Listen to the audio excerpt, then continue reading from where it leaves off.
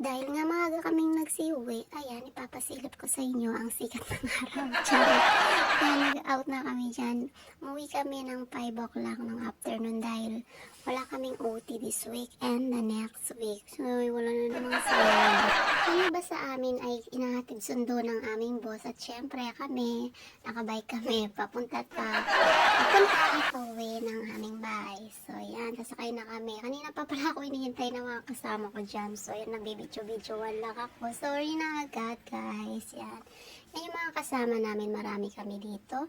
Mga babae lahat kami at 35 kaming sower dito sa Japan. Yan, pauwi na tayo ngayon. Medyo nasikalan tayo ng araw. Ayan yung daan papunta sa amin. So, yan. At last, nakauwi na rin. Medyo malayo-layo rin yung binabike namin. Kaya pag dating namin sa bahay, medyo ingal-ingal na. Kaya dahil nagmamadali, makauwi. So, yan lang yung ganap namin for today's video. Thank you for watching. Bye!